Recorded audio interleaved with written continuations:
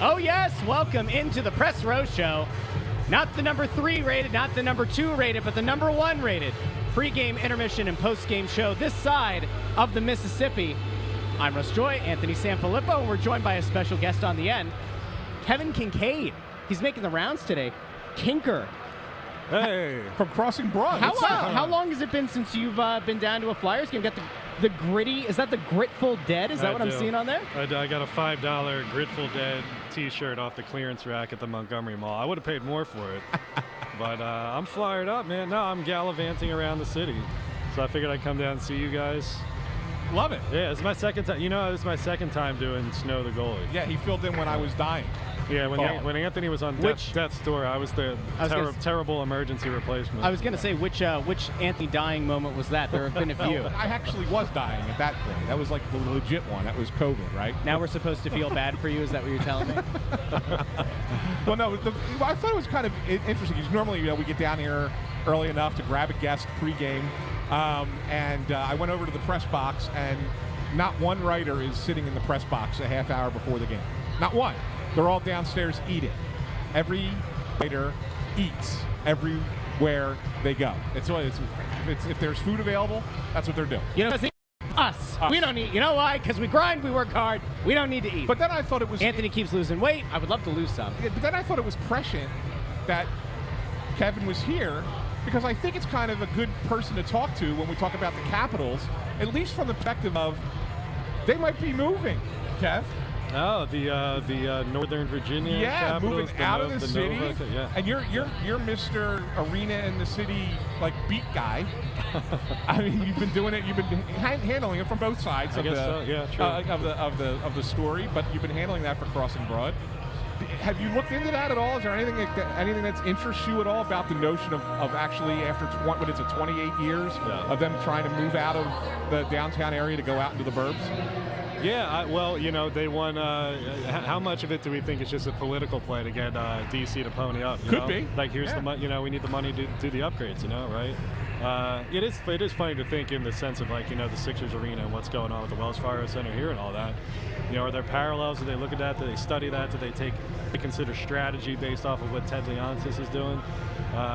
I don't know, but, you know, it's funny because we were talking about it on Crossing Broadcast, and Pagan thinks it's just a big way to pull some money out of Washington, you know, like a leverage move or whatever. But hey, you know, that arena is.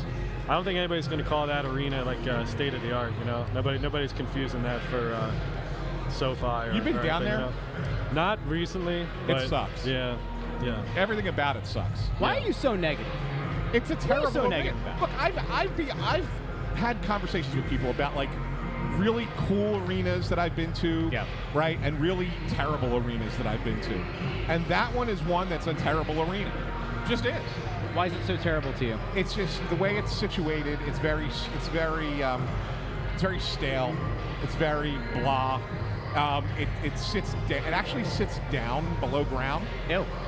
Which is weird, right? You would think like, oh, it's big downtown arena, make it shine, and yeah, like the one level is above ground, but everything else sits down below. The parking garage goes underground even further, so it's like you go to your car afterwards, and it's like, you know, you're thinking you're gonna get murdered. Allegedly. Allegedly. Like that's what you're thinking. That's what's in your head. That's what's in my head. Bad things happen in D.C. Bad things all the time. So no, it's just and it's old. And now it's well, that's kind of what happens in DC, right? All the stadiums fall to ruin, and then RFK practically fell down on DC United. You had the stands almost collapse on Jalen Hurts at FedEx, right? Yeah. So it would only make sense that I don't know who. What's his nuts? Plays for the Wizards now. Jordan Peele. Yeah. Right? Yeah. No, is it Jordan Peele? Key and Peele. Yeah, Key and Peele. Jordan Poole. Jordan Poole. That's it. Yeah. That Jordan Poole will have the ceiling, the rafters will fall on it before too long. Well, that tells you all you need to know about the state of that team, yeah. But no, it's you know, it's funny too, is like, you know, the parallels of people who were talking about the Sixers moving out of here and wanting to build their own arena, you know, on the Chinatown border. You know, that arena in D.C. was built inside of their Chinatown, you know? A little bit different story. You know, they use eminent domain to kind of put it within the limits or whatever. But yeah, I mean, it does beg the question. You start to think about these things. You know, say the Sixers do build downtown or something. If they get 26 years in, are they going to do the renovations with private cap, or are they going to start asking the city, like, okay, help me out here? So that'll be well after this ownership group moves on, though. In fairness, well, like, yeah, but then they're Harrison Blitzer right? will. Yeah. They're going to wait until this thing gets built. If it happens, then they're gonna sell high with an arena. Yeah. Makes all sense in the world. But I haven't been up here since they invited the media to come down and do like the tour, however many years ago. It was before the pandemic. I mean, the sports book with all the TVs wasn't up That's here. the Snow the Goalie sports book over there. The Goalie sports book. Okay, so you're not reading the name of the. They don't sponsor us, so we don't say the name. So it's the Snow the Goalie sports book. So you don't say the redacted. Okay, I get it. I get it. All right. Snow the Goalie sports book. Russ's idiosyncrasies here. Hey, we're the #1 podcast or pregame show east of the Mississippi. That's also a podcast. That's but good, Yeah, and which bothered me the first time he said it, because I'm like, man, couldn't you go on like further out, like Colorado River or something like that? I mean, east of the Mississippi. It's only a small part of the country. Yeah. Well, you know, you can move the parameters however you want to. You know, as I look out and I see like a line of people, you know, getting wristbands or whatever, I got to say, like, the energy in this place feels pretty good. Wait till you see the game.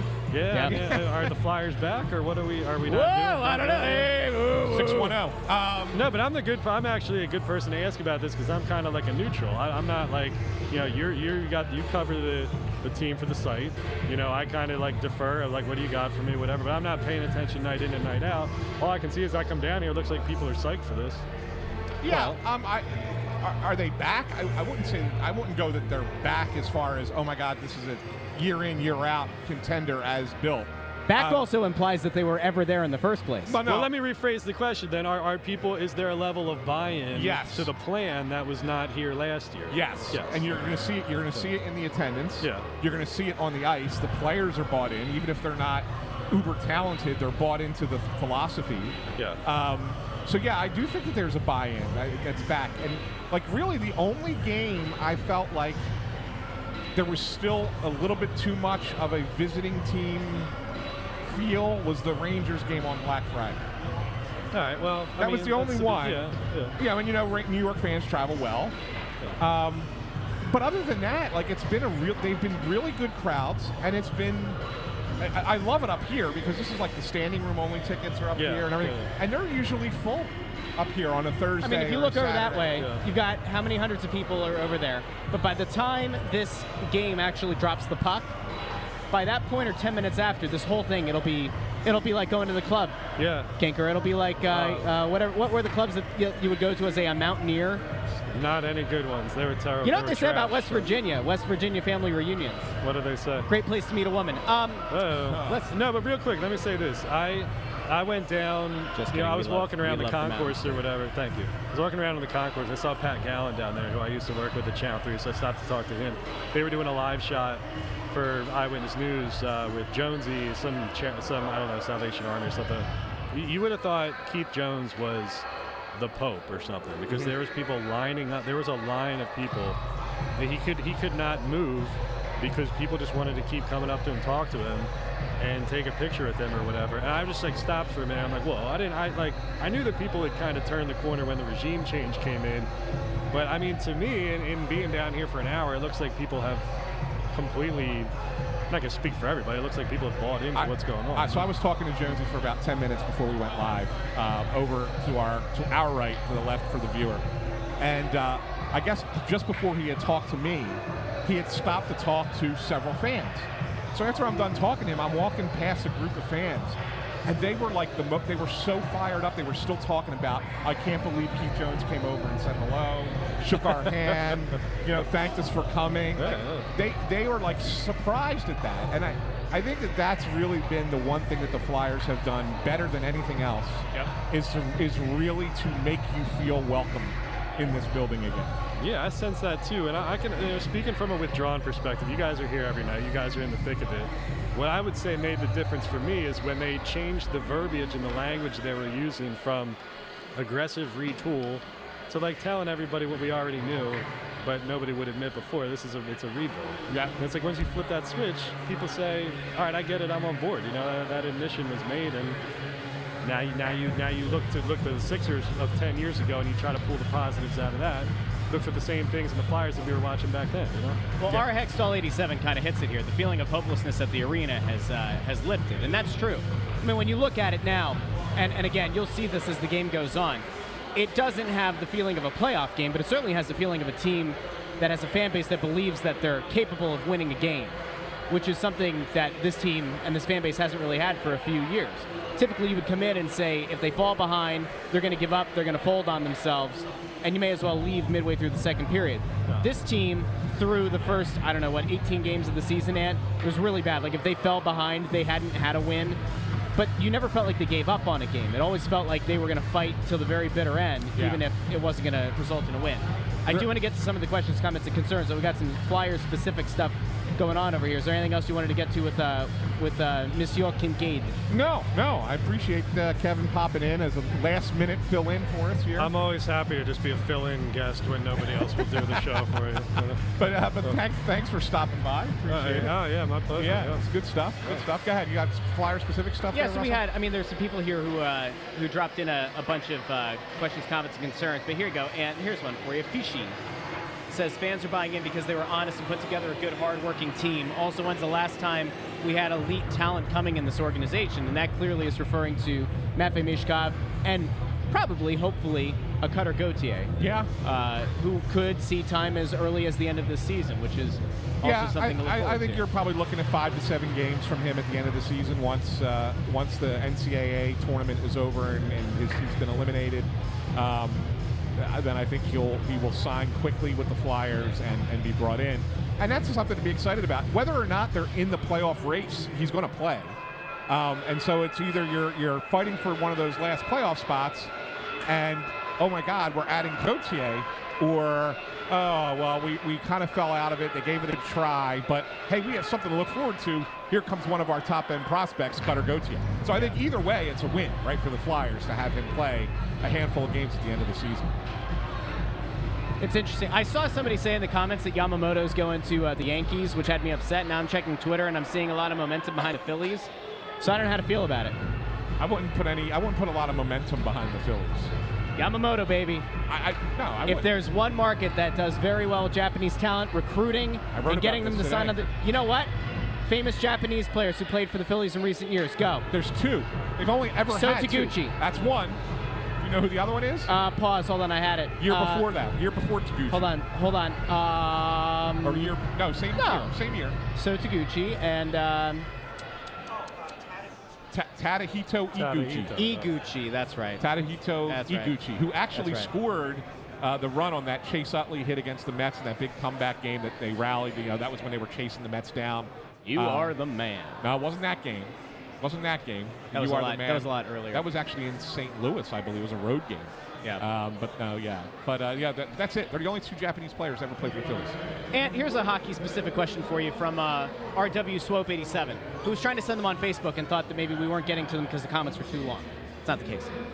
As good as the Flyers' PK is, why do you think the Flyers forwards sit back so much, not being aggressive or show pressure when one of the opposing D-men get the puck?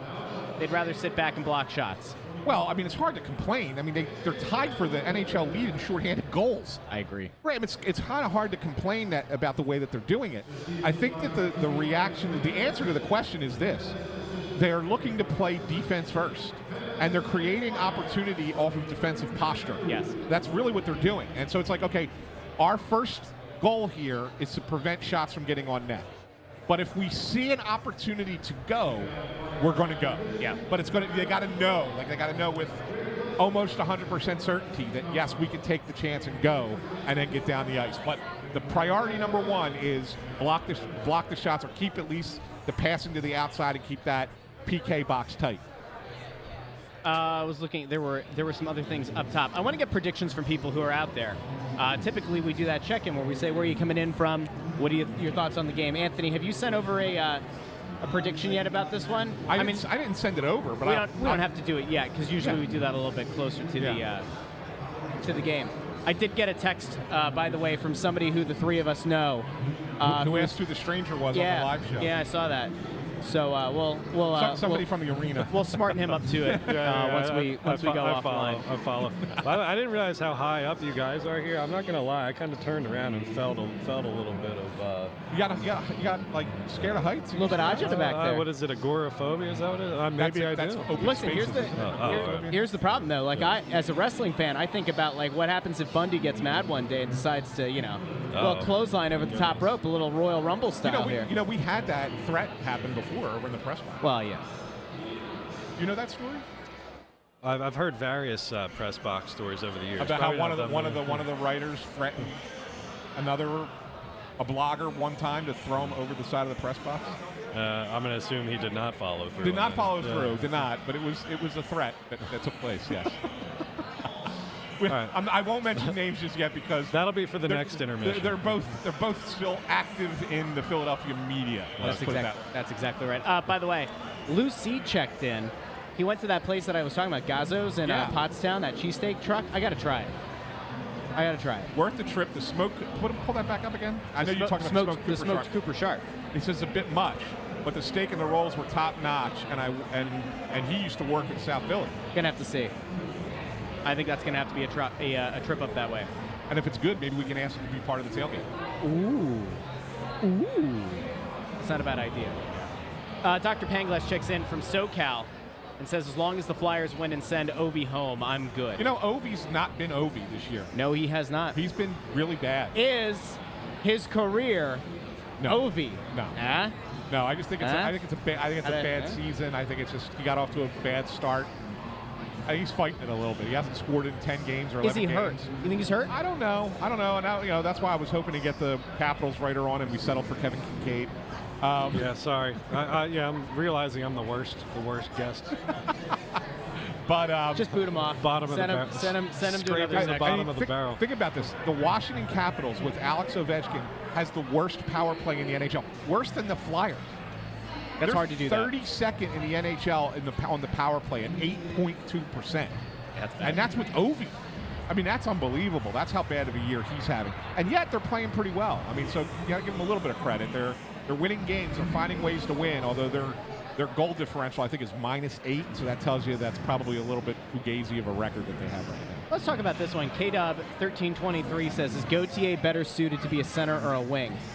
It feels like they're going to, at some point, maybe with a full camp and a full offseason, they'll experiment with him at center.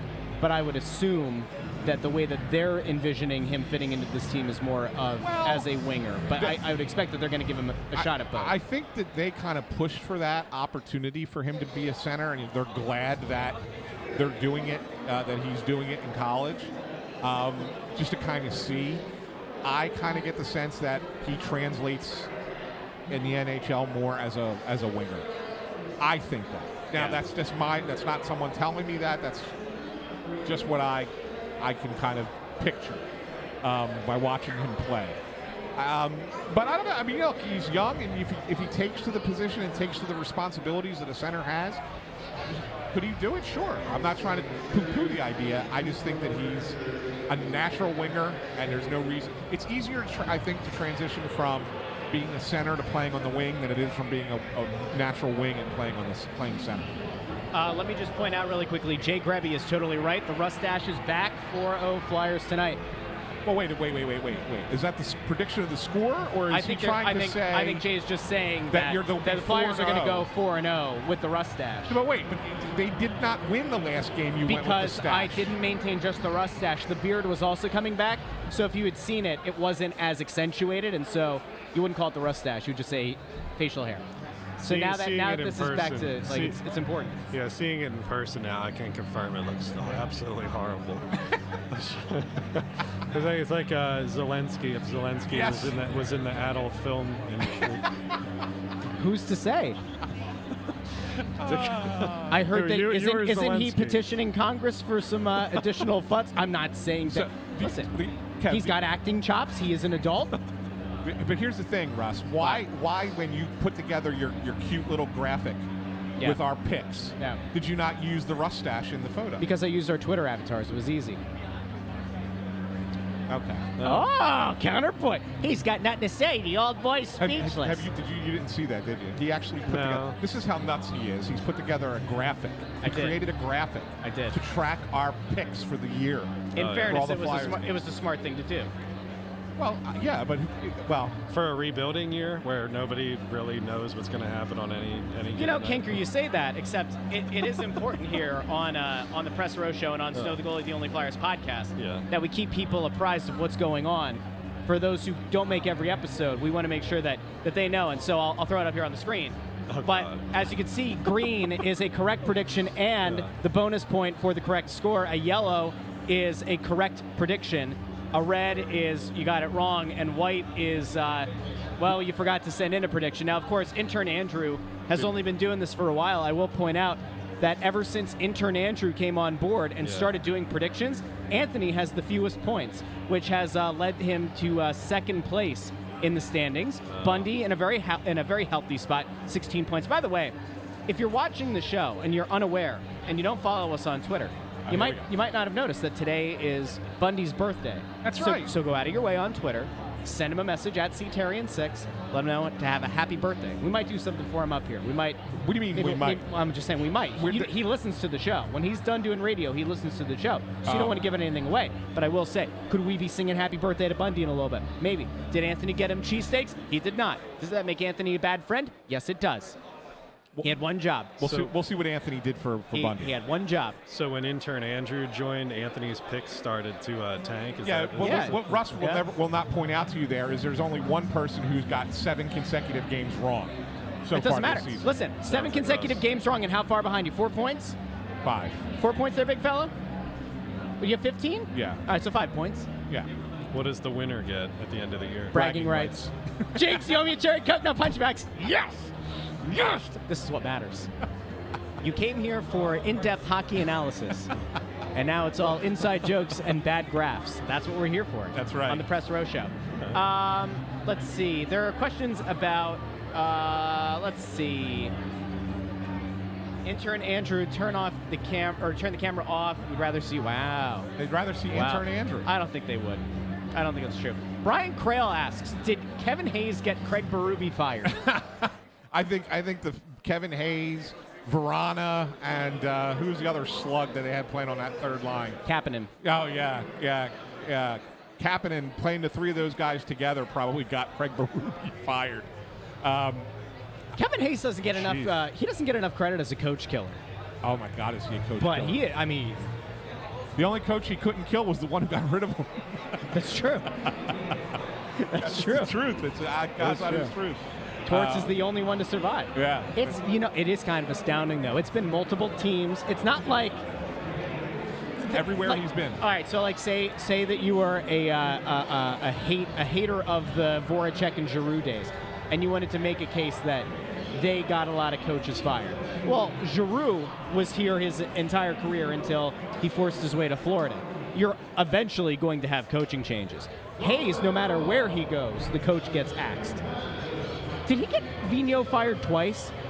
No. He was traded from New York to Winnipeg.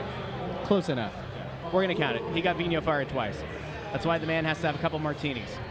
Let's see. It's a half firing. Yeah. We'll call it half firing. I agree. Let's see. Eric thinks that all the talk about Ovi struggling is going to lead to 2 power play goals tonight. Look, he's due. He's only got 5 goals on the entire season, and he hasn't scored in, I think it's 11 games. So he's due, and I think he's got 47 lifetime goals against the Flyers.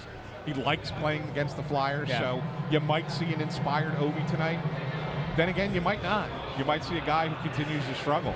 Yeah. The guy that's been impressive for them has been Charlie Lindgren, their goaltender, who has kind of come out of nowhere because Darcy Kemper was, I guess, kind of expected to be the guy and really got off to kind of a rough start. And then they went to Lindgren. And, 10 games that he's been in goal, .931 save percentage, a couple of shutouts. Like, where did he come from?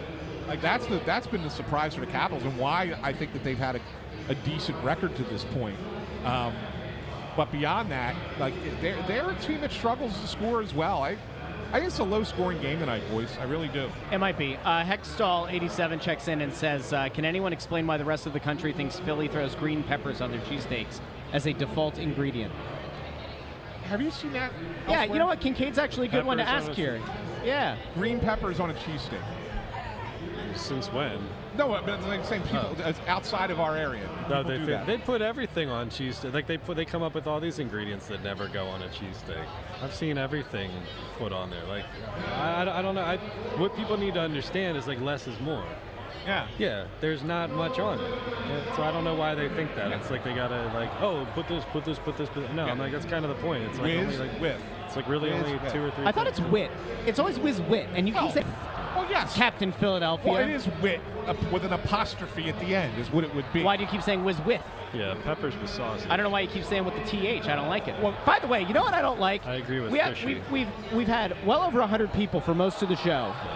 And only 32 likes on YouTube. And you know what? That's a shame. And I think it's Kincaid's fault. There we go. Kincaid is the lowest liked pregame guest. Let's shame the fans. But in 2 minutes, I'm No, going to I'm ask shaming. you. It's Kincaid's fault. And then in 2 minutes, I'm going to ask you to go into the shop.snowthegoalie.com. And, Are you? And you're going to buy all of our merch. Well, they do, because they're great, and they're the best viewers and best listeners this side of the You Mississippi. guys would have been better off if Pond Scum was sitting at this microphone right now. Two things can be true. Two things can be true.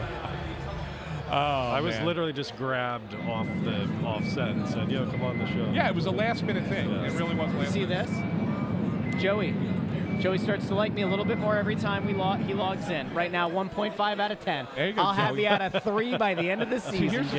the thing. Joey Ritter has been following me on Twitter. It's got to be 10 years, if not longer. And so the fact that he's only at a 1.5 with you at this point, after we've been doing this show for 5 years, just think how much longer it has to go before you get anywhere close to respectability. Baby steps, man. One thing at a time, you know. 1.5 in 5 years. That That means you're a 3 in another 5 years. Well, I think that's fine. You know what, though? I have a meteoric rise, so it could be by the end of the season. Is that what you call aging gracefully? By the way, Dr. Electra here. Yeah. From Missoula, Montana. Missoula. Did you know that Missoula is, in fact, the North Macedonia of the United States? You should be getting a Mishkov Mania shirt in the mail for Christmas this week. Repping in Montana. Thank you, Dr. Electra. I think that's great. It's Dr. Electrica. There's That's an what I extra said. K. Dr. Electrica. Why is it the North Macedonia of the United We States? asked people to check in from where they're viewing us from, Oh, okay. and we had someone check in from North Macedonia. Do you know why they call it North Macedonia? No, Why? we thought it was because it was nicer than West. No, it used to just be Macedonia, but there's a part of Greece that they call Macedonia too. I have no idea if this is correct. I think it's correct. And so they said, okay, well, we'll just call our country North Macedonia. And that kind of solved the whole thing. They added it direct. They're like a directional school. I like it. Yeah. Right, look at that. You learned something new on Snow the Goalie. I don't come here to learn. Ask me That's the geography. name. I don't. I'll name any capital city for you. Gross. I don't like What's the capital of North Macedonia? It's like Skopje. If you're right, that's All right, fine. unbelievable. Intern Andrew, look up the capital. Capital of North Macedonia. Because if he's right, In fairness, Kevin just said a bunch of letters and vowels, like consonants and vowels. That sounds right. S-K-O-J-K. That's like- SKOPJE something. That's like asking what's the name of your dresser from IKEA. You just go like schmurda-burda-burda. Yeah, Right? What is it? Fialmard. He's right. Skopje. Skopje. Skopje. Look at you. Skopje. That's fascinating that you knew that. Yeah. This is That just proves that geographical- Kincaid has too much time on his hands. He's supposed to be running a website, and instead he's learning random geography facts I that know, no I'm one's gal- needed I'm since high school. gallivanting AP around the World, city, you know. AP World History over there. And he had no idea we were going to bring up North Macedonia. tonight. Maybe he did. That's what's fascinating. Maybe he did. I like that comment. It was a compliment, but I'm just guessed. This guy is pretty cool. Yeah, it's good. It worked. It worked out. It worked out pretty good. This one's hurtful. Paul Peters, that just hurts. Paul, it's correct. I'll tell you who's got balls. Your team, your town, your Philadelphia Flyers. That's what Torts had to say. Yes. You guys do this with Russ every game? What? Now I know why Bundy's not here for the for the basic. Well, he's got to do. He does have to do it. In all fairness, he's got to do radio. He's got to do pregame radio. He does. He does. All right, let's get it going. We have 3.5 minutes here. Yeah, we got to do our picks. Bundy I got a text in here from one Chris Bundy Therien with his prediction for tonight's game, which I was surprised by. I am surprised as well because, as many people know, Bundy likes to pick the Flyers. He tends to pick the Flyers. And it's his birthday. So you would think he'd want to see a Flyers win on his birthday. Maybe he's setting the expectations low so that if they win, he's pleasantly surprised instead of disappointed. But he went and picked the Capitals 4-2. He did. He took the Capitals 4-2, and I don't know how to feel about that. I feel slightly betrayed. Well, one thing I'll tell you He's trying to get those points back. Of course he is, but I'm going to go the other way. Wow. I've been much better picking the games at home than I have on the road. I've been really not good picking them on the road. Got 3 in a row wrong on the road. But I'm going to pick them tonight, and I think it's a low-scoring game. I think the Capitals struggle to score on Carter Hart, and I think the Flyers struggle to score against Washington too. I'm going to take the Flyers to win this one, and I think the final score of this game is going to be 3-1. 3-1 Flyers. Wow. Is my pick for tonight. Sam Harrison's in net tonight, right? No. I've been seeing that Carter Hart is sick. Yeah. Oh, is he? Oh, I've been seeing that Carter Hart was sick. 3-2. Nope. You locked it at 3-1. 3-2. You did final answer at 3-1. 3-2. Fake news. 3-2. 3-1. You were locked in at 3-1. 3-1. Sorry about you. Sorry about your home slice. I think that this game is going to be an interesting one. I will note that the Capitals are the Flyers are favored. Not here at the Snow the Goalie Sportsbook, but they are the favorite to win this game at home. I'm going to take the Flyers are going to win 4-3. Got a lot of goals for this game. 4-3. Well, Sam Harrison's been hit or miss. 4-3. Take the under. Whatever you do, if you're waffling this game, take the under. The over-under is 5.5 tonight. Take the under. I'm taking the over. 4-3. 4-3. You know, maybe the Caps do win. What's intern? You locked it in. Intern Andrew says 5-1 Flyers, and he also notes that he hates the Capitals more than any other team. Wow. That's bold. That's some vitriol right there. Hashtag be bold. Kev, do you have a pick for tonight? Do I get my name on the graphic if I do? No. Like just one dash for the entire season? All right. 2-1 Flyers. 2-1 Flyers. And what did you say? 3-1 I'm locked into now. 3-1 Flyers. I pulled like a Price is Right on So Bundy's the only one to pick the Caps. You can't change it. I mean, I can. No, you told me I wasn't allowed to change my score. I have 46 seconds. Well, wait. Why am I not allowed to change my score, but you're allowed to change your pick? Because I'm the one who talks the most. Not because people want that to be the case. That's because that's what you want to be the case. No, fake news again. For a second, I thought that was Robert Eschwalk. Did anybody say that I look like drunk Sirianni yet? I get that every time. No. Well, because you do. Drunk Nick All right, Sirianni. I'll stay there. What did I say, 4-3? You said 4-3 Flyers. Yeah, I'll say 4-3 Flyers. It's fine. All right, we'll be back. First intermission. Don't forget. And Bundy will be with us. And Bundy will be here. Birthday Bundy. Birthday Bundy. You make sure that you go tell people about the Press Row Show. You share them the link for YouTube or Facebook or Twitter, preferably YouTube. And you tell them that they have to come back and they have to join for the first intermission because Bundy will be here and it's Bundy's birthday. And Bundy wants to see a nice big number for his birthday. And if you don't do it, then it means you don't like Bundy. If you don't like Bundy, we don't like you. All right, it's time for us to go. We will be back. First intermission. Thank you to Kevin Kincaid for hopping on the show. Everybody have a wonderful first period. We'll have the game cast going throughout the period. And now it's time for the national anthem. We will talk to you all very shortly.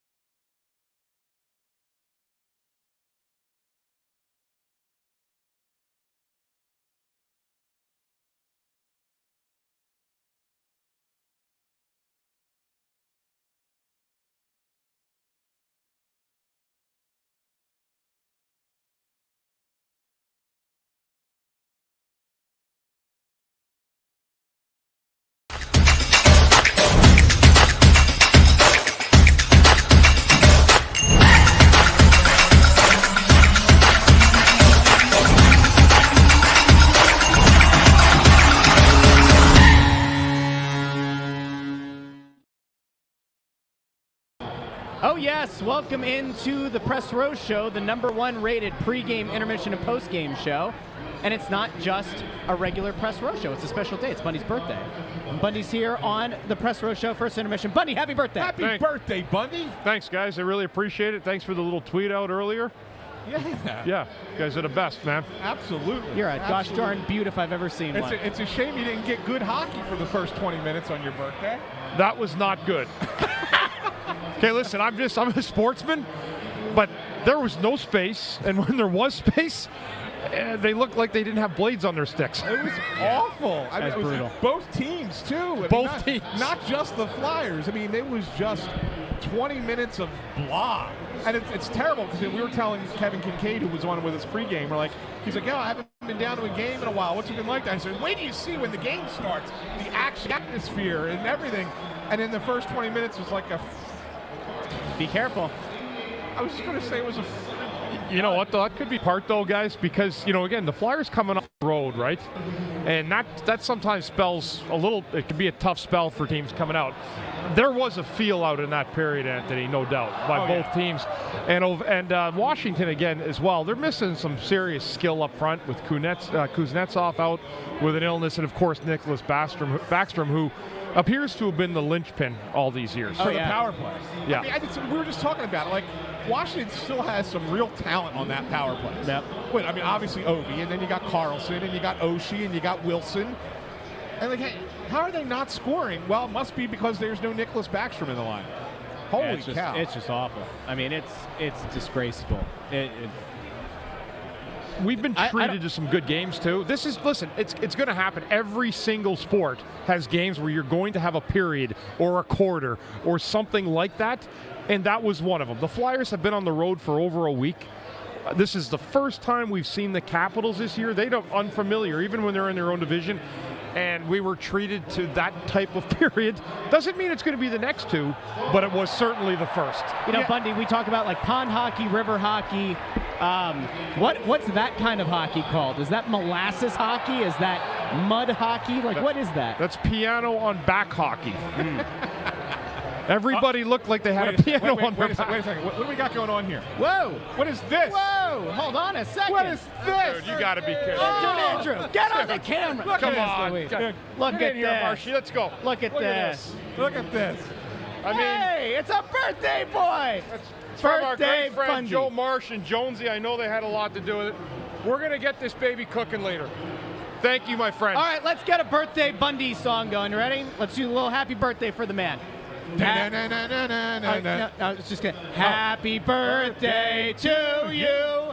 Happy birthday to you. Come on, Kev, sing along. Happy birthday, dear Bundy. Happy birthday to you. You guys are the absolute best. Thank you so much. Now, intern Andrew's absolutely going to break the camera. But you know what? It was worth it to capture that moment. I'm going to put this down here, and everybody, if we're here, Kevin, I'm going to hand that to you, brother. And we're going to try to get some pieces out to the people leaving tonight. I think that would be great. That's a great idea. Thank you, Anthony, and Russ, and the Philadelphia Flyers. Russ wanted me to make sure that you got cheese steaks. Yep. And I said to Russ, wouldn't it just be better if we had a cake delivered on air? That's true. You guys are the best, and I won't forget it. And thank you, guys. Thank you. Oh, you got it. Thank you. Bundy. This show is as successful as it is because of you being on it. And although we are a wonderful old married couple, this show wouldn't be the same without you. That's right. And so I wish you a very happy 42nd birthday. Thank you. Thank you, Russ. Just a few years ahead of you, kid. Just a couple. Right. Just a couple. But seriously, fans and everybody I saw on Twitter, I see the comments now coming across. So thank you.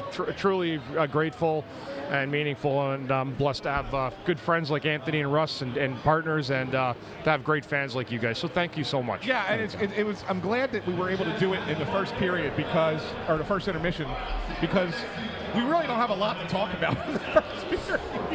So it's better to have the cake presentation now. They actually called down to both locker rooms and said it was my birthday. If you guys could maybe put on a little bit more of a show. They're going to work on it. I have to ask, though, you're the only one to pick the Caps today. And my thought was, that you didn't want to pick the Flyers, set your expectations high, and be disappointed. So you were like, you know what? If I pick the Caps and they win, then you're right. You get a point, maybe 2 points. But if the Caps lose, then your low expectations for the Flyers are exceeded, and you feel great. It's kind of a win-win. Yeah. Do you know why I took the Caps tonight? Why did you take the Caps? Because the Flyers are coming off the road. Their dads are here. The Washington Capitals find out Kuznetsov's not in the lineup. This looks like every reason to not pick the Washington Capitals tonight.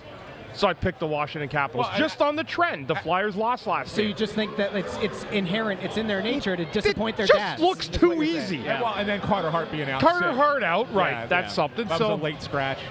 Yeah. Guys, I have an update here that's going to get you very excited.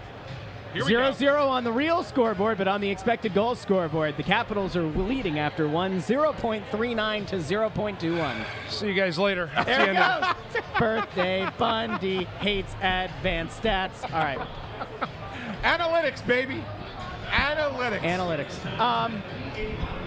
I was going to make a very inappropriate joke, but I can't do that here. And I was going to go, Not on the Press Row show. Not tonight. On the podcast, sure. On the morning you after pronounce recap. analytics a little differently on the podcast. Oh, that's not what I was going to do. Oh, Anthony. I thought that's where you were going with Yeah, it was. inappropriate. Yeah, it definitely was. That is one of my favorites, though, that expected goals. Like, I just adore that. Yeah. Yep. Hey, Mike is here with the real opinion here, right? That's why it's a great show. If the hockey stinks, we talk about something else. Can we try to find something positive from that period? The Flyers didn't concede a goal. I don't know. Penalty kill still killed off, 2 penalties, right? Yep. They killed off 2 penalties. That's positive. I don't remember when it was announced that Hart wasn't going to be in net. I don't feel like it was the thing that we knew a day in advance. I could be wrong. No, I think it was just before the game it was announced. So here's a positive then. Sam Ersson coming in on short notice. You have to always be ready as a backup. He might have known, obviously he would know before the public, but... I will say this. Go ahead. When we got a text that they were canceling the morning skate, I think that was part of the reason why. Oh. Well, let's put it this way. Torts doesn't like morning skates to begin with. He thinks that they're a waste of energy. Okay. He's a big anti-morning skate guy. So you give him a reason to cancel it, he's going to cancel it. Yeah. But if like Carter, was not feeling well yesterday, and it's like, well, there's a chance he might not play tomorrow. We don't want to give Washington a heads up, so we're not going to have any availability, have nothing available during the day, and we'll announce it when Torts is available to the media at like 5 o'clock right before the game. So that was kind of, I think that was kind of the ideology there. Hey, Bundy, I don't know if you heard this or not, but Greg from Vineland just checked in and said that they wished you a happy birthday on the big board. Oh, did they? It just happened. Oh, I didn't see that because we have So our you got- headsets on. So you got yeah. a cake, you got a birthday shout-out. I mean, I'm not saying it's the greatest birthday you've ever had, but it's got to be pretty close. Well, thank you to the in-house arena people and anyone else that's taken the time, Yeah, even a second, to wish me happy birthday. Thank you. That was all part of the plan, too. Oh. I was kind of told that was going to happen during the second period, not during the intermission, but that's all right. Okay. Well, thank you. The best laid plans That's a of lot mice of and thank men. yous today. Best laid plans of mice and men. That's right? exactly right. Mice, something you can find in the Capitals arena, which may or may not be located in Washington, D.C. for much longer. All right. We'll continue. Yeah. That's great. Yeah. That's great. But yeah, no, I mean, you got to give Ersson some credit. I mean, he probably knows a little bit longer than just 2 hours before the game.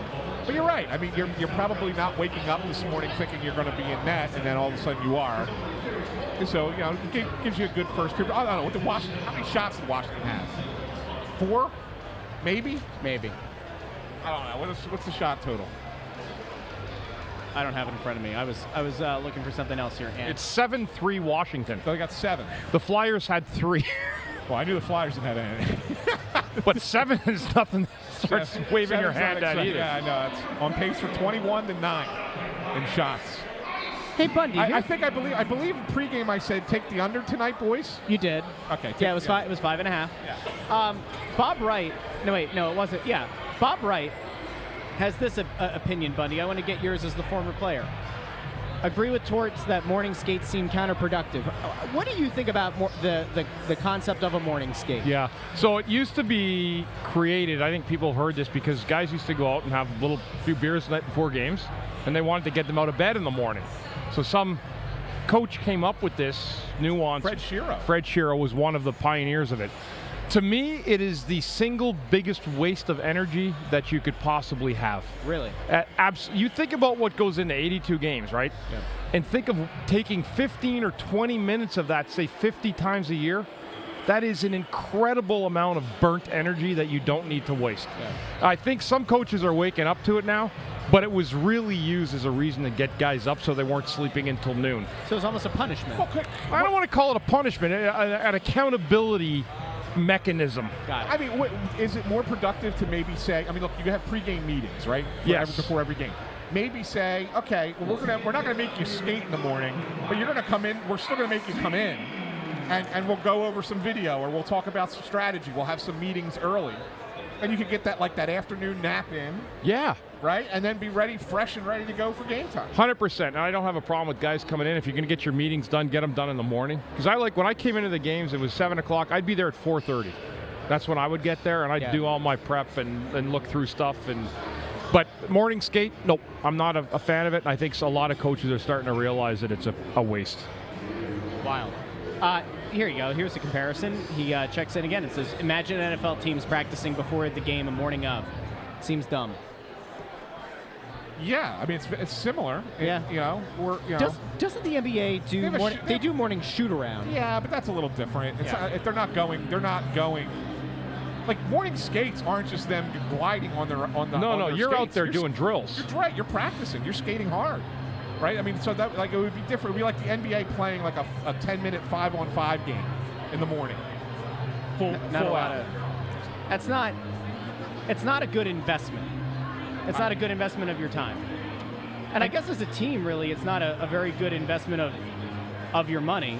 But I'll tell you something, it is a good investment of your money. Oh, here we go, Mr. Segway. That, of course, is heading over to shop.snowthegoalie.com, where you can find some merch, some last-minute holiday shopping.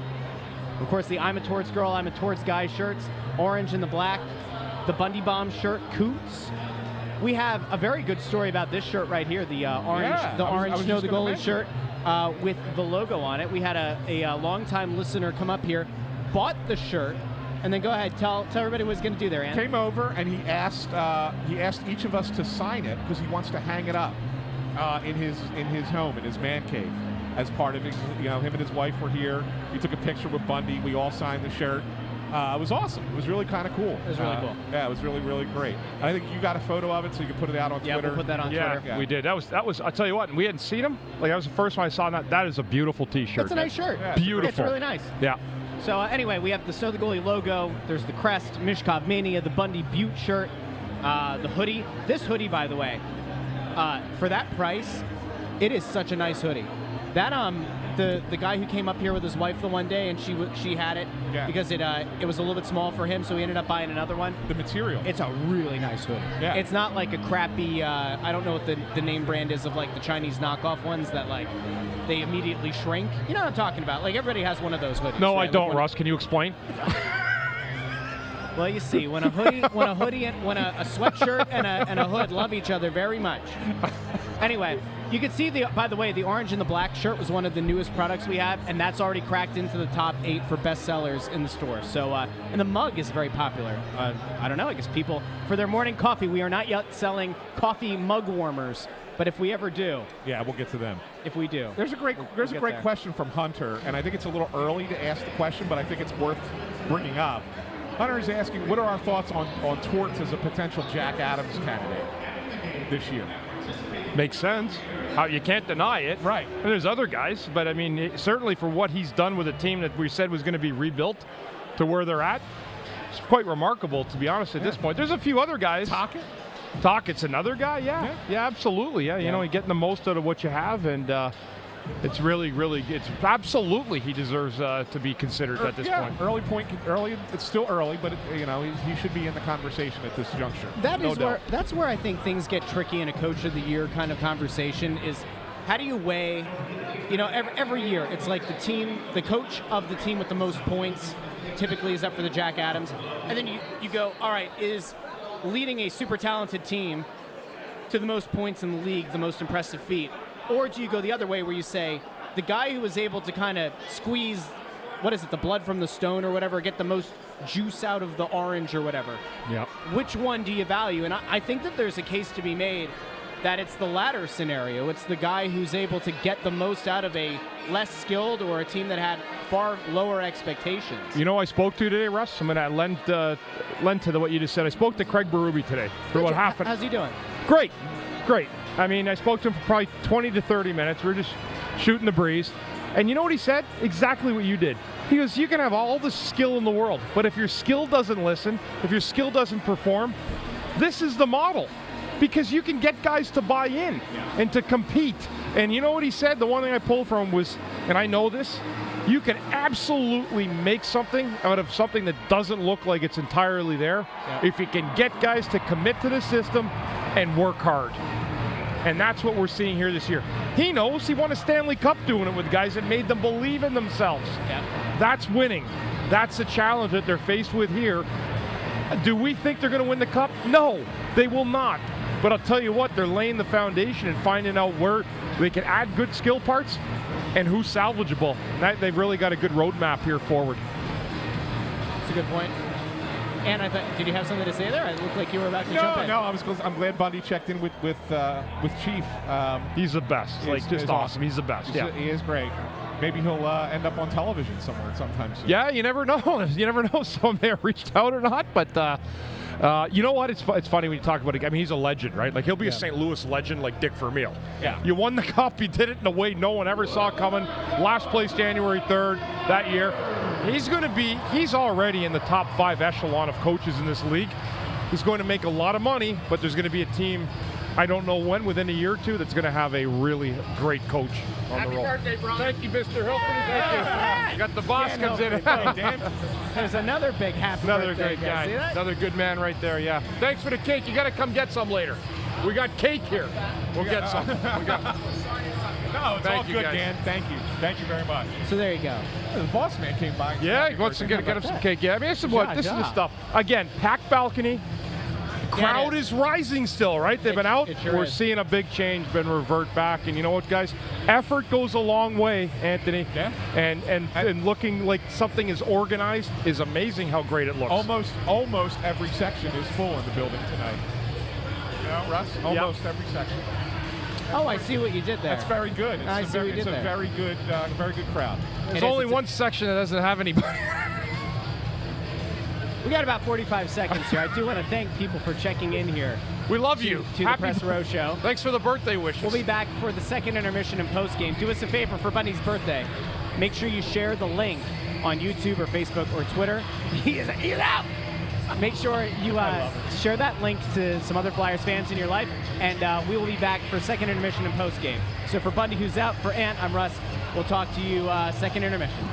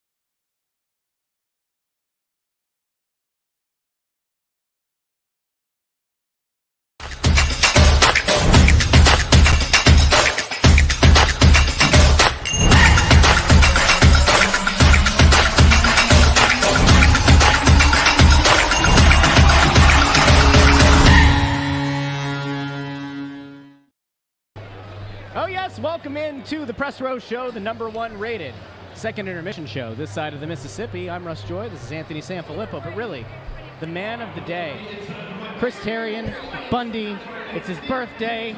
As you can see, there are napkins and assorted plates in front of him. There was a big old cake delivered up here for his birthday during the first intermission. It didn't last. It did not last. That cake is gone, out of here. We did not eat it ourselves, No, so we're clear. Bundy and I put tweets out about telling people to come get some cake. Yep. And they came. They came. Oh, did they come? They came and they were asking for multiple slices. There was a lady, I kid you not, who looked at me and said, "Can I have 8?" And I went, "What?" And she goes, "Can I have 8?" And I was like, "I guess." You I know. gave her 8 slices? What was I supposed to do? I saw someone double dipping on the grab. No. Yeah. Oh, that's a violation. Anyway, she looked at me and like I was supposed to, I don't know, like take it back with her. Like I was the maitre d'. I'm like, you want 8? You take 8. I want 8. You have a Okay, little then. mustache. And Yeah, so you look like that. Bonjour, mademoiselle. Donnez-moi le pastel. I don't know what the word for cake is in French. Is it pastel? Is it tart? It's gâteau. No, it's not. Yeah, it's gâteau. Gâteau? Yeah. No, it's not. For cake? All right, then forget it then. I'm lying to you, Russ. I just made that up out of the middle Listen, of nowhere. Therien's not a real French name, all right? I made that up, Russ. Is it really gâteau? Gâteau. Really? I don't know. Anyway, welcome into the Press Row Show. You came here for hockey talk, and let's have some hockey talk, shall we? Let's shout. We shall. The Flyers and Caps, after putting together a lackluster, boring, and honestly one of the worst periods of hockey we've seen all season in the first, came out 3 total goals in the second period. The Caps scored 2, one that Sam Ersson probably wants back, and the Flyers get one of their own. The only really, I think, discouraging part of that period was that when Bobby Brink puts the Flyers up 1-0, it took like 30 seconds of game time. 46. For the Caps to go back down and draw a level. So not ideal to give up a goal that quickly. Ant, your thoughts? Yeah, I mean, that was the ugly goal. I'm actually pulling up the video on my phone here because I wanted to see who defensively screwed up for the Flyers, because McMichael gets wide open in front of the net, and it's hard to really gauge what happens here. I got to pull up the video here. There, he's just kind of cruises in front, and Walker and Sealer get really far apart. Lawton's kind of caught in no man's land, and McMichael gets wide open in front and makes a nice little move, kind of like a little backhand spin to put it in. But you can't let a guy just park his rear end there for a few seconds, wait for the puck. I think that was the problem. And then the other goal was a power play goal. So the worst power play in hockey, shouldn't be, but it is. Scored a goal against one of the best penalty kills in hockey. Scott Lawton in the box, and Tom Wilson gets a goal. And I think that's the one that Ersson was having a complaint about, that they should have stopped the play because there was a strap loose on his mask or something along those lines. Didn't happen, and Wilson's able to put the puck in the net. So Capitals lead 2-1 after 2 periods. I owe Bundy an apology. It is ghetto. I'm very sad. He looked it up, Bundy. I did. Why would you look it up when you had us next to you? Like, you think I was going to lie? No, I'm just saying. Man, I want to bomb you right now. You're up in Ottawa. What? So? Listen, Quebecois isn't real French. I don't know what to tell you. It's not. Go tell them that. It's not. It's not. The French Canadians have a. Never mind. I don't want to do this on the Press Row Show. It's not a great time to do it. I would just note that the French Canadians, neither the French like them nor the Canadians like them. They're just kind of like this odd group. Now, Bundy, however, we love Bundy. Bundy's great. He's trying to dig out of a hole. But there's no need to dig out of the hole. I'm just saying, Bundy's great. He'll never get out of the hole. Bundy is great, and we love Bundy. Anyway, the Markster 68 also wants to chime in here with Gâteau and says, take it from someone from Montreal. Took the N out. That's how legit the Markster is. Anyway, that period. It wasn't a terrible period. No. Look, you probably... He's here. He's over there. Look, This guy was so. Hi, guys. How are you, everybody? Everybody came Sorry, over but to see the you. cake is gone. They came over to take pictures. There's a guy. He was so Thank you. excited Thank you. when this happened during the first intermission. He sang "Happy Birthday" He sang by himself. a cappella. Thank you. He sang it a cappella to did. Bundy. He actually during sang the it, first yeah. intermission. It was truly something to see. Thank you something for that, to hear. for that beautiful song. And now he's here. He brought friends. Thank you. He brought and they loved got ones, and they're here. They're just enjoying taking some pictures. beverages. Yeah, They may have had one or two. maybe one or two bottles. And the bottles are not water. No. That's what we. No. Let's just say that was. Begins with the same letter. Anyway. So we're down a goal, heading to the third. Let's talk about the goal. Bobby Brink gets the goal. Good work by him in front. But how about Mark Stahl getting shots on goal? Back in the lineup tonight. Yep. It was his shot that got through. That Brink puts the backhand rebound in for the Flyers goal. And then later on in the period, they had another nice shift. Ended up drawing a penalty on it. Again, Mark Stahl getting a shot from the point that got through. Save was made, but I think the Flyers need a little bit more of that, Bundy, from their blue liners. I think they need to start getting, obviously we know Sanheim he creates offense. But aside from that, these other guys got to start getting some more shots on goal. I think that will help the offense get some more tallies. We've said many times, like even on the power play, but certainly 5-on-5, but especially on the power play, if you get your shots through, that is a formula. It's a shot and a rebound. Yeah. Yep. And if you can stick with that formula, and I saw one of our people commenting on that, and that is the kind of play, especially when things are not going your way. That's how you get offense going. Realistically, how many games do you see tic-tac-toe goals? Right. Not often. Not a lot. Most of them are shots, scrums around in and around the net. That's how goals are scored. Or highly skilled teams are executing it, which this team is not. But even skill guys, really good skill guys, still go to the front of the net and find their garbage there. And here's the thing, and what I really like about it is that Mark Stahl's not an offensive guy. No. At all. But yet he's the one who's trying to lead by example and show you, say, guess what, guys? We can get goals if we just put on the net, on the net, and maybe go get those rebounds. Which credit to Bobby Brink, he's in place. He's able to put it by the goalie and give him on the board. But that's what you need the veteran guys to do. And they've been getting a lot of good play from veterans, but it's nice to see it coming from the blue line at this point. Yeah, I totally agree. The real shame there was they had a 5-on-3 for 38.9 seconds to finish the period. They didn't register their first shot on goal until about 10 seconds left in the period. First, they lost the face-off to put themselves in not the best start on that 5-on-3. And they kept doing that thing they always do. They looked for the perfect pass. They overthought. And they did get two shots, but again, it was two shots with 10 seconds left. And they were through the outside. Yeah, and you can't burn that time. They tried to be cute on the 5-on-3. Konechny specifically tried to be too cute on the one play. I wish TK could realize all the time that there's nothing cute about his game. There's not, but except he's so efficient. Yeah. Like if he realizes that going to the net, making a good quick play, and I'm not saying he's not skilled, I'm saying he is. But those little type of plays for a guy that's not his game. Yeah. Right. His game is a skate, go to the net, be disturbing in front of the crease. No one on this power play should ever think they can make like a beautiful seeming 3 or 4 foot pass on a 5-on-3. That's get it to the point, pump it on the net, and try to outman the other guys for a quick play down in the goal crease. Agreed. There's a question here. I don't know anything about this. Titan Flyer said that he's heard there's going to be a Broad Street Bullies show. I don't know if that means like a TV show. Carchidi was talking about it. So, is this like the thing that he's trying to show run for? I haven't heard anything new since. I mean, maybe he's got a nibble on it now, but I know that Sam kind of took a step back from regular daily coverage of the Flyers. I think he still writes some columns, but he took a step back from the daily coverage to work on the development of a show. And what I mean by a show, it's not like a documentary. Like it's actually going to cast actors as members of the Broad Street Bullies. At the time that he was working on it, and I forget who he was working on it with, but it's somebody who's got a little bit of Hollywood credential. Wasn't Rob Zombie tied to something like that? That was a different thing. I was helping Rob Zombie in archives back in the day. That was wild. How was that? He was out there, that guy, man. It was interesting. It was an interesting I never would have known by the movies he's made. Yeah, it's weird.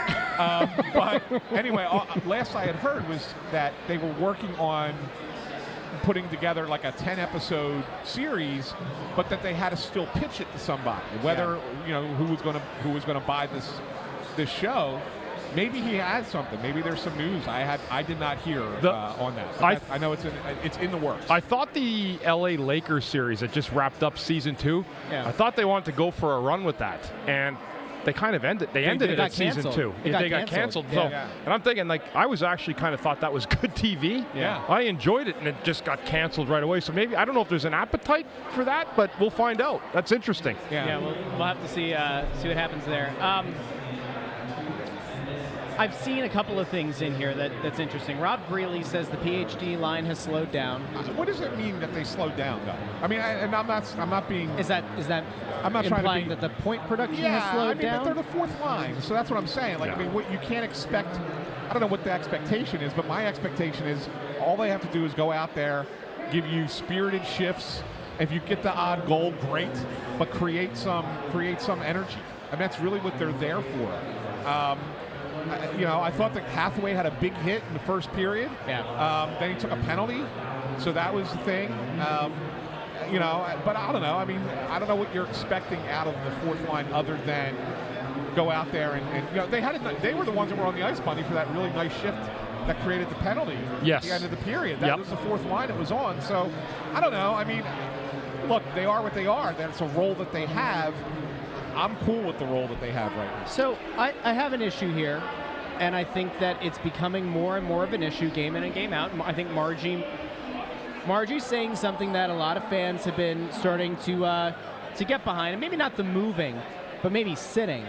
Lawton has not looked like we've been accustomed to seeing him be, and I think that when you go into a season where it had been widely reported that the Flyers had an offer of a first-round pick, and the coach really fought that notion of moving him, there probably were higher expectations than there should have been about what his contribution to the team would be, and he has not lived up to that enhanced, I guess, expectation of what it would be that would prevent your team in a rebuild from going and taking a first-round pick in a trade. Yeah, look, I mean, the fact that got out there, I think it's probably makes the season that he's having seem all the worse, right? Yeah. If nobody knows that they could have had a first-round pick for Scott Lawton, if we don't report that, then Scott Lawton having a slightly down season from what he had a season ago probably doesn't get noticed. But I think now it's on him more because it's like, all right, well, if we're keeping this guy and not taking a first-round pick, he better be worth it. And we're watching everything that he does. And so you're seeing those mistakes, and I think that's probably what's why it's so magnified at this point. But there's no question he's not playing great hockey. Probably needs to be moved down in the lineup at this point. I wouldn't pull him out. I mean, he is your de facto captain. Yeah, 'cause you still don't have one, and apparently you're not going to have one the entire season. Yeah, so I mean that's the thing. I mean, I wouldn't move him just yet, and I wouldn't bench him.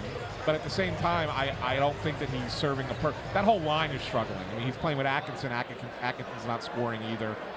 So that's just not the greatest line right now. Yeah, and I mean, they did bring Poehling in to essentially give Lawton the third-line job, right? Yeah. When you look at it. So, I mean, when I agree, I think he's now probably slotted as a fourth-line guy, but still getting those heavy.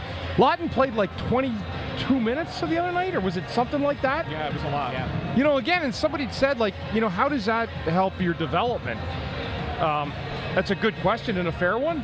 But Torts is still trying to find a trigger on how to get W's for this team. Like Farabee, I'll give you an example. I want to say Farabee played like 14 minutes the other night, right? With no power play, no special teams. So again, that's a guy you want to see get better, and continue development. But that's a lot of minutes for two defensive centers and Couturier and Lawton to pick up over 40 minutes of ice time together. Yeah, and to do it consistently. Yes. Yeah. That's asking a lot physically from him. Hey, Hunter Miko says that Frost needs to either get one or get a point soon. Didn't he get the He secondary got a assist? secondary assist on the Bobby Brink goal. Hot dang! Wow! Yeah, it was a secondary assist. Didn't really have anything to do with the actual goal, but that's okay. He got one. It's a point all the same. So there you go. Yeah, there it is. Yep. Yeah, he does. Okay. Power play time to start with 2 minutes left in this intermission, and this would be the advantage if you're looking for one. Fresh sheet of ice. You got 5-on-3 for about 20 seconds. I think it's about 20. 15. All right, so you got an It's not a lot. opportunity. You got to get possession and get a shot. So you're getting but then you also have the rest of the power, of the 5-on-4. So you've got what, a minute 22 seconds or so. The one thing I'll say is that the Flyers have had really good third periods. Yep. Really good third period. So while this might not be their best game so far tonight, the fact they're only down a goal and that they've played well in the final period of games makes you think that this is right there for them to take this game.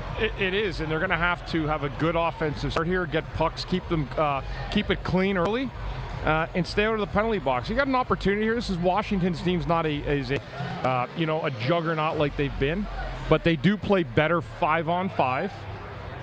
And so it's going to be a task here for the Flyers to make sure that it's wild up here. Thursday nights is unbelievable That one up lady here. is very clearly the designated driver for the other two tonight. We certainly hope she is, anyhow, Well, Russ. yeah. She may be a little overserved on this Thursday night, but these things happen. Lord knows I know. Anyhow, take advantage of the early start here and then battle. Washington will they may try to clam it up here. Most teams are good when they have a lead heading to third, and the Flyers are going to have to be deceiving and find another way to do it again here tonight. I do want to track this really quickly. Ant picked the Flyers to win 3-2. Bundy picked the Caps 4-2. I had the Flyers 4-3. Intern Andrew already loses. He had the Flyers 5-1. Well, he didn't lose. He lost his chance to get the exact score. Bonus score. point. So it's a shame for him. So if the score holds, Bundy wins, and he would extend his lead. If the Flyers are able to pull off a comeback, we claw a little bit closer, and you're even in play, and so am I. We're both in play to potentially get the bonus point. So we'll see how this goes. Anyway, we'll be back post-game, myself and Bundy. Ant will have the Torts presser. He might have a player-exclusive interview post-game. We'll see. Yeah, you have to tune in post-game to find out. Yeah, the only thing is they're doing a team photo with the dads on the ice after the game, so Torts is going to go first, so we might be pushed to only do Torts. We'll see. We'll see. If Ant can't get the technology right, though, he's going to have to go find a player to make it up to Bundy on his birthday. Anyway, We got live hockey. All right, we'll talk to you post-game.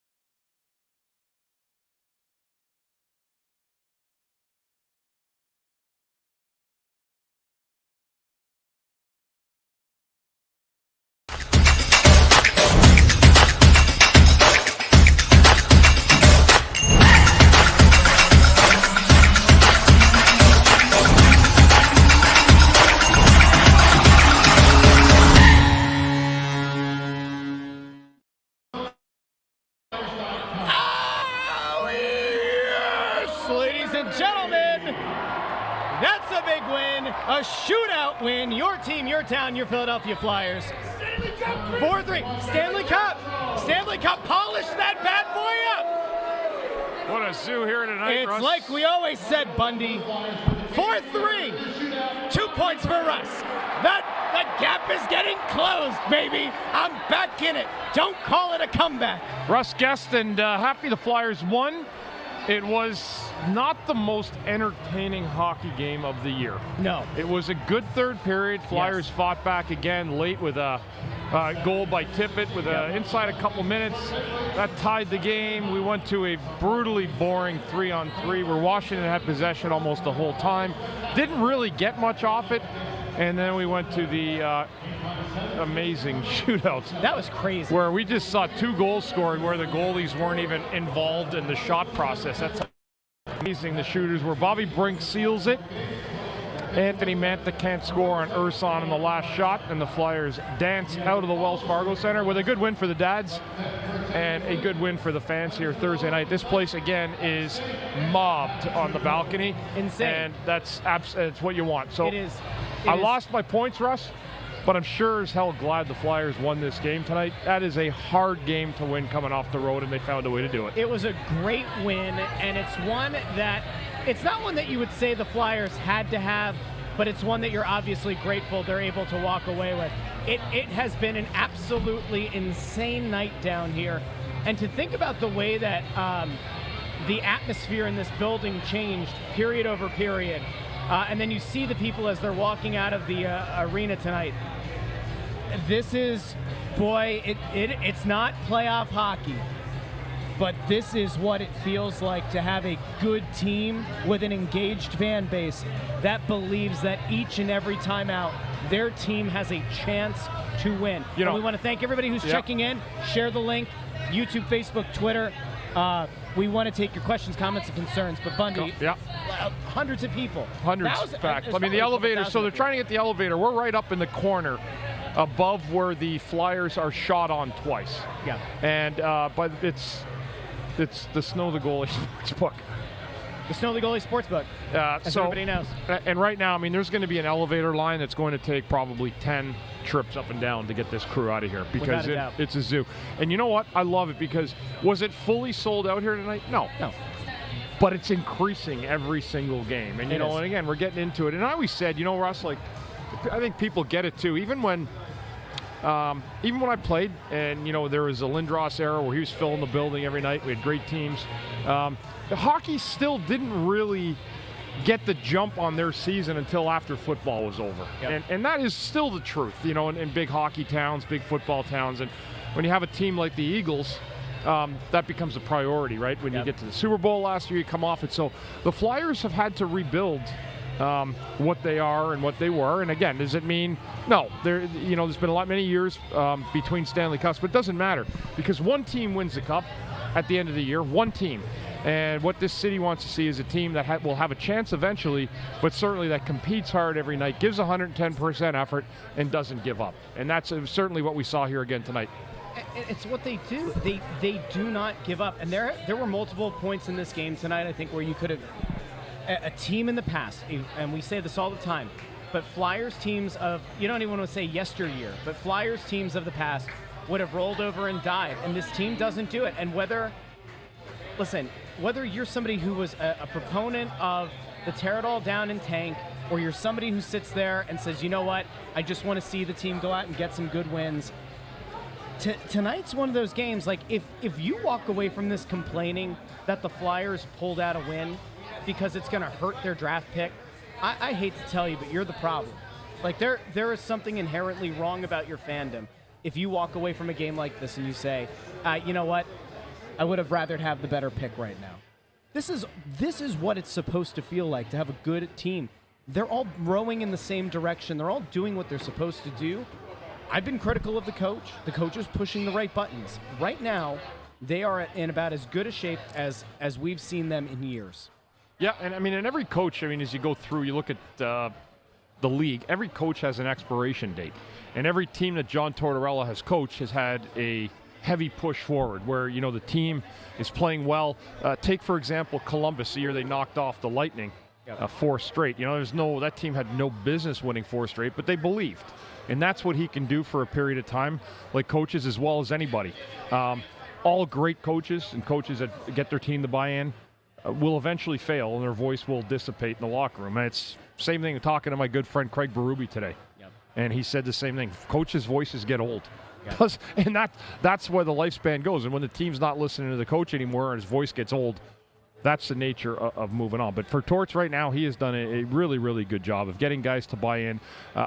Don't necessarily, like some of the fans, enjoyed the process of watching Morgan Frost sit out for as long as he did. I didn't, because there were other guys that were as deserving at the time. But we're at where we're at right now, Russ, and it's pretty hard to debate or criticize. Take care, my friend. Great job in the Oregon tonight. We got everybody right here. We got the Oregon guy. I mean, he's like one of us now. It's great. Yes. Security. It was so funny. Because when we were doing the cake, it's like a family up here. We did. See you guys. Great win. It really. Listen, I think that if nothing else, us coming back down and doing the show the way that we're doing it, this is a community. It is. This is like, and we want it to seem like a family. People come up here all day long. We talk to everybody. They talking hockey. I did see a good question I wanted to address here. A little bit off topic. Not really, though. As you can see there, Torts is going to be coming to the podium at some point. There was a thing about Andrew look at him. He's ready to go. We got the vertical video instead of the horizontal. Here we go. Eric, Andrew. Always go horizontal. Eric Berge here. The GM's in the building. Yeah, the GM's in the building tonight. Interesting. 2 GMs. 2 GMs. Don Sweeney from Boston, Pat Verbeek from Anaheim. Yeah. Now, again, there's sometimes you'll see that happen. It's really interesting, though, that you have 2 general managers. Usually you send a head scout or a pro scout. Yep. The GM's here. So I don't know if it's a Flyer thing. I don't want people to say, oh, my God, they're making a move. It could be Washington. It could be. It could be the Capitals, too. It could be. Well, they're not just going to come and look at the Capitals and not see what's on the ice on the other side, or vice versa. So if anybody was asking, that's who it was. It was Don Sweeney and Pat Verbeek. Yep. And the reason we say that's important is because anytime a GM kind of shows up on the spot at a game that probably has no real meaning, it's probably for player evaluation on the other side. Yep. So we'll keep an eye on that over time. But again, it's not like I don't think anything's happening, because everybody's trying to kind of weave through what they think their team's going to be in the second half. And, certainly Anaheim's taken a step back from the decent start they had. And Boston's probably always looking. I know they probably need a defenseman. Yes. So everybody needs a defenseman. Flyers happen to have a few. It does put you in a very interesting position, though. And it's something that we've talked about a bunch. And by the way, we're going to just keep doing our check-in here. Torts will be at the podium at some point. Is actually doing pictures with their dads on the ice behind us, which is lovely. It is really nice. I hated that. I missed that whole dad trip thing. I retired too. I was done before they started doing that. Really? Yeah, it would have been cool. Would have liked to have brought my mom. Yeah. Dads do it too, but moms deserve as much as the dads. Look at that. That's a man who gets it. Look, Torts here. Let's go. Your ability to gut one out here tonight? Just that. We weren't at our best. You could tell we were flat. I think the biggest thing is that you admit to yourself that you are flat and just try to change the game a little bit. We were turning too many over. We didn't have a lot of transition play in the way they play in the neutral zone. Started throwing some in. We were okay. Find a way to score a couple of goals and tie it a couple of times. So it's a good win for us, because you need to try to win. You're not always going to be perfect, and we've been at a pretty good pace here, playing pretty consistent hockey. Had to win a different way tonight, we did. I know the intention probably wasn't to start Sam, obviously, because Carter got sick, but to have him get another chance at overtime, then a shootout as well. Do you think that's kind of a good palate cleanser for him after the way the last game ended? Yeah, it is. He just keeps getting better. Made some key saves at key times for us. Our goaltending's been good. It's given us a chance every night for quite a while here. And Sam certainly did it for us tonight. And then again, in the shootout, he takes over for us. Oshie's tough to stop. Not many goalies stop him. But he came up with the extra save and found a way to get 2 points. You guys have now pointed to 7 straight. Does this say anything about the resilience of this team, that you guys are in year 2 of what you guys are calling a rebuild? Does this kind of just say to what this group is, that they continue to do exactly what you're asking? Players, we're staying with the plan, and players know that. But when they put the uniform on and we play the game, they're going to try to win. And I think our guys have been very consistent in their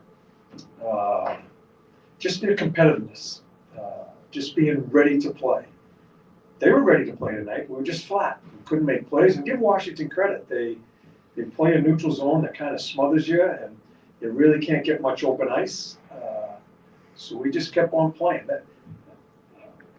I think that's what I respect about our team so much right now at this part of the year. We just keep playing. And, and people are chipping in, you know. Bobby chips in with a goal there in the shootout. I don't think he was that great in the game, but scores a goal in the shootout. Beezer scores again. So that's what I like about the group. I don't think they panic, they just play. Joel Farabee been really good at unit strength for you guys. Just how important has he been? Has he been in that facet? Yeah, big goal, always at that time. He's been plugging away. He loses ice time when I don't have him in the power play. I'm not using him killing penalties. Try to get him on the ice more 5-on-5 tonight. I'm sure he wants to be on one of those special teams, but he has shut his mouth and just played.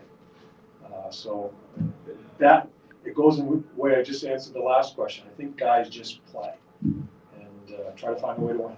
Cam Atkinson on that goal, he didn't get a point on it, but he made the play on Farabee in the behind the net. I mean, we talked about him the other night. Is that just what you were expecting from him? Yeah, we need more. We need more from Cam. We need him to score. He needs to score a regulation. I believe it'll come. I think we moved Pales there. I thought Lots fought it tonight a little bit. And, coming off a long road trip, some guys fought it worse than others. We moved Pales there, and I thought that line was much better at that time. And certainly not a criticism of Lots. It just seemed to help a little bit of energy. Thought Cam played better then. So he makes a big play there. Still need to see him score. If we're going to keep finding our way, he needs to be part of the scoring also. Did you get any answer from the referees regarding the Travis Konechny non-goal, where it looked like he kind of shoved it in? Yeah, you probably, they don't see it in. You probably look at the pad, it's probably in, but it's probably going to be goaltending interference anyway, because we pushed the pad. They're very honest with me. There was a lot of looks. Our guys came at the last second, felt it was in, but it's probably going to be goaltending interference, so we just left it alone. You go in the shootout with Brink and with Forster, a couple rookies. Do you look at that as an opportunity just to help them build their overall confidence here as they're still earlier in their careers, or are they just good shootout guys? No, I look at that as they wanted to score a goal. It has nothing to do with their career. I think they give us the best chance to score in that situation.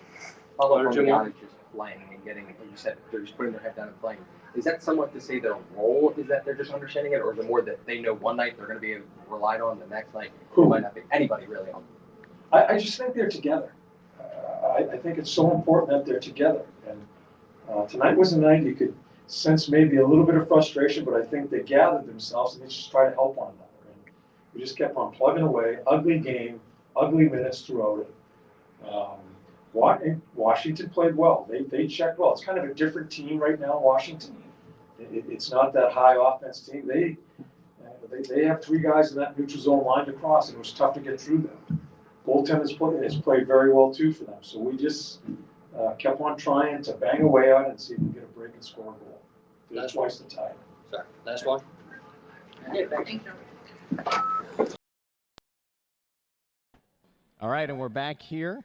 And ladies and gentlemen, look, we had a stern talking to with young Anthony and with young intern Andrew about making sure that we got the post game to work down there. And did it look like it was being filmed through a potato? It did.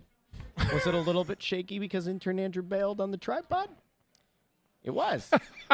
Is Russ going to have a little conversation with intern Andrew, who can hear us right now? Yes, he is.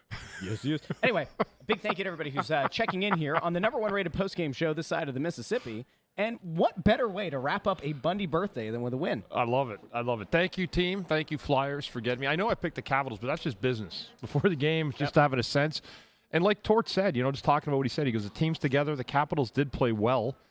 They're a different-looking team than the one we're used to.